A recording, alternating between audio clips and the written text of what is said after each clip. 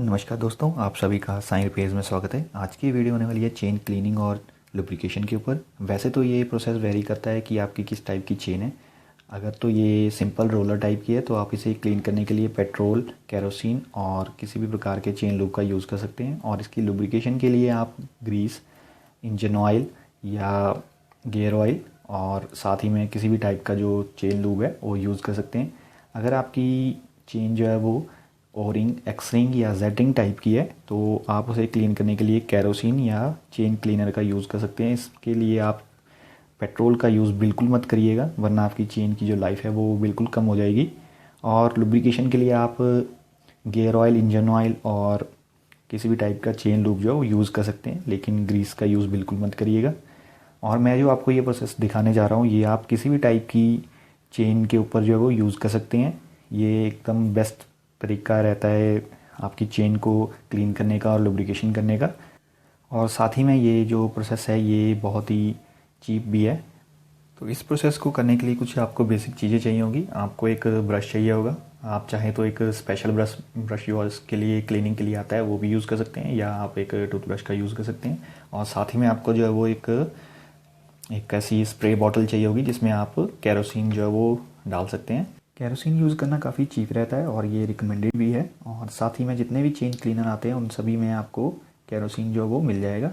तो आपको जो है सबसे पहले अपनी जो चेन है उसे इस तरह से स्प्रे करके जो है वो आपको सोकिंग करनी है अपनी चेन की।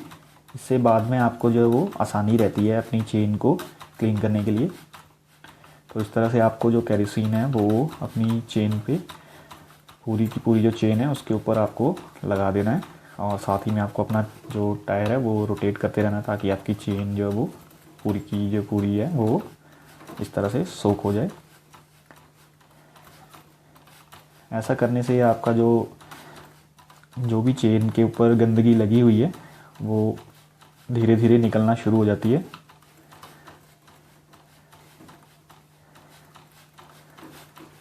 और जो ये आपका स्प्रॉकेट है इसके ऊपर भी आप इस तरह से इसे लगा दें। और आप इसे जो है वो कुछ समय के लिए ऐसे ही छोड़ दें और तब तक आप जो है वो अपना फ्रंट स्प्रॉकेट का जो कवर है वो ओपन कर लें।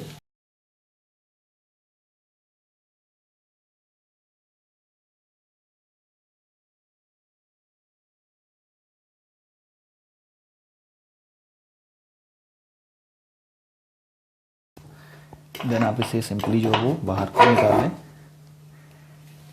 तो जैसा कि आप देख सकते हैं, ये देखिए काफ़ी ज़्यादा जो गंदगी है वो यहाँ पे जमा हो जाती है। और साथ ही में आपका जो ये फ्रंट स्प्रॉकेट है ये देखिए कितना ज़्यादा गंदा है। और अगर आपकी जो चेन है वो सिंपल रोलर टाइप की है और आप इसे एक पेट्रोल का यूज़ करके क्लीन कर रहे हैं तो आपका जो ये फ्रंट स्प्रॉकेट है इसे कभी भी आप पेट्रोल का यूज़ करके क्लीन मत करिएगा।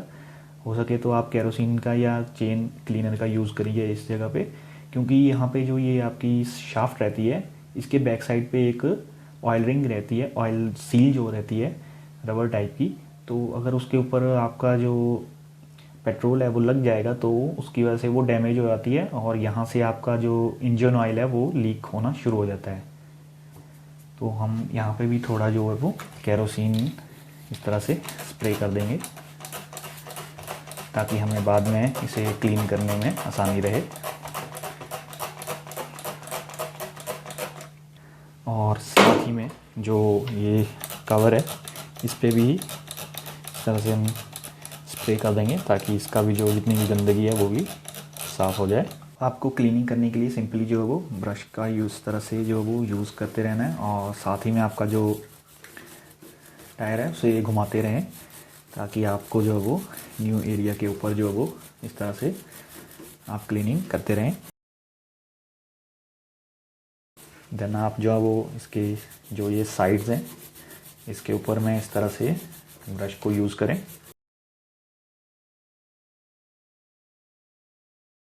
देन आप इसकी जो बैक साइड है उसके ऊपर में इस तरह से ब्रश को यूज़ करें और अपनी बाइक को जो है वो हमेशा आगे की तरफ को इस तरह से चेन को घुमाना है, पीछे की तरफ को नहीं घुमाना है क्योंकि इससे आपका जो फिंगर्स है वो उसके अंदर आने का डर रहता है। और कभी भी अपनी बाइक को जो वो स्टार्ट करके इस प्रोसेस को कभी ना करें, उसमें भी रिस्क रहता है कि आपका कोई ना कोई जो वो डैमेज हो सकती है, आपकी जो उंगली वगैरह है वो कहीं गलती से स्प्रॉकेट में आ सकती है। देन आप जो उसके डाउन साइड पे भी इस तरह से अप्लाई कर दें, साफ कर लें।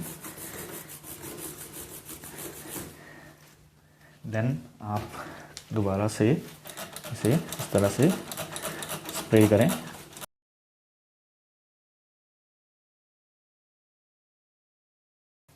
तो आप देख सकते हैं कि ये देखिए, जितनी भी चेन के ऊपर गंदगी लगी थी वो अब नीचे धीरे धीरे निकलना शुरू हो गई है। और मेरे केस में ये अभी भी चेन जो वो काफ़ी ज़्यादा गंदी है, क्योंकि ये मैंने चेन काफ़ी टाइम से क्लीन नहीं की है। तो मैं इसे अच्छी तरह से क्लीन कर लेता हूँ।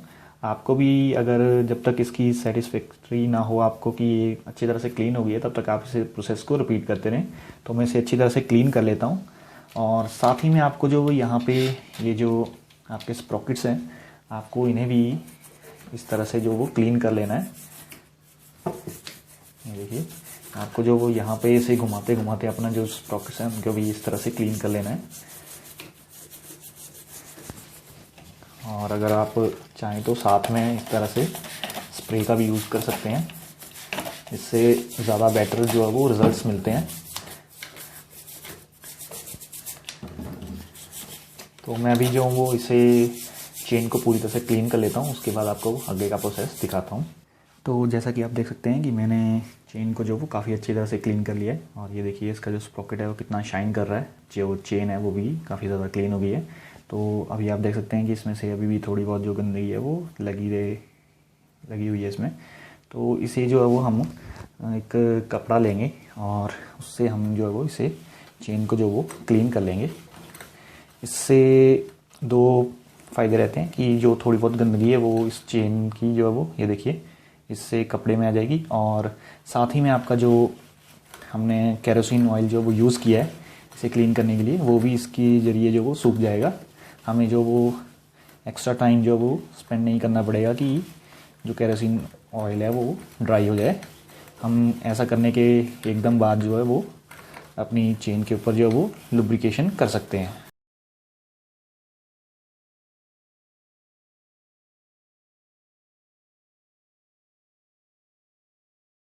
और अगर आप देख सकते हो तो मैंने ये जो फ्रंट स्प्रॉकेट का एरिया है इसे भी अच्छी तरह से क्लीन कर लिया है।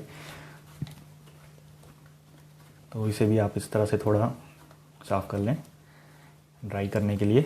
और अगर आपको लगता है कि अभी भी आपकी जो चेन है वो अच्छी तरह से ड्राई नहीं हुई है, तो आप इसे इसी तरह से 10-15 मिनट के लिए छोड़ दें। उसके बाद जो भी केरोसिन एक्स्ट्रा इसके ऊपर रहा होगा वो अपने आप ही उड़ जाएगा। और आपको जो है वो इसे लुब्रिकेशन करने के लिए जो है वो मैं जो हूँ यहाँ पे एक जो गियर ऑयल है वो यूज़ करने वाला हूँ। आप चाहें तो इंजन ऑयल भी यूज़ कर सकते हैं, लेकिन एकदम फ्रेश इंजन ऑयल यूज़ करना है। यूज्ड इंजन ऑयल जो है बिल्कुल भी यूज़ नहीं करना है, वरना आपके जो ये रोलर्स हैं वो ख़राब हो जाएंगे बहुत जल्दी, और आपकी जो स्प्रॉकेट है वो भी काफ़ी जल्दी जो वो ख़राब हो जाएगा। और अगर आप चाहें तो कोई भी चेन लूब जो है वो यूज़ कर सकते हैं, वो आपके ऊपर डिपेंड है। अगर आप चेन लूब को यूज़ करने जाएंगे तो वो काफ़ी ज़्यादा आपको कॉस्टली पड़ेगा, और जो गियर ऑयल है वो काफ़ी ज़्यादा चीप रहता है। जो वो किसी भी क्वालिटी का जो वो गियर ऑयल जो यूज़ कर सकते हैं। मैं मोस्टली जो वो रिकमेंड करता हूँ कि आप मोटोल का जो गियर ऑयल आता है वो यूज़ करें। ये आप अगर पैक ख़रीदना चाहेंगे तो इसका लिंक आपको डिस्क्रिप्शन में मिल जाएगा। और ये जो पर्टिकुलर ये एक कंटेनर है ये आपको 1 लीटर में मिलता है, और ये आपका आराम से जो है वो 1-2 साल तक जो वो चल जाता है। तो आपको जो इसे इस तरह की एक इसमें बॉटल में डाल लेना है, इससे आसानी रहती है आपको ऑयल लगाने के लिए, इसमें लुब्रिकेशन करने के लिए। तो आपको जो है वो सिंपली यहाँ पे इस तरह से इसको लुब्रिकेशन कर देना है। यहाँ पे ये देखिए, यहाँ पर आपको इसको बॉटल को थोड़ा स्क्वीज़ करना है और धीरे धीरे इसको जो अप्लाई करते रहना है, और अपनी जो चेन है उसको मूव करते रहना है, और ये यहाँ पर जो है वो अप्लाई होता रहेगा। ये चेन लूब के कंपैरिजन काफ़ी ज़्यादा चलता है। चेन लूब जो होते हैं वो कुछ टाइम के बाद जो उड़ जाते हैं और ये जो यहाँ पे बना रहता है। जब आप इसे एक बार यहाँ से अंदर की तरफ से लगा दें, उसके बाद आप जो वो इसे यहाँ पर थोड़ा बाहर की तरफ से भी जो वो एक बार लगा दें, इससे प्रॉपर इसमें जो वो लुब्रिकेशन हो जाती है।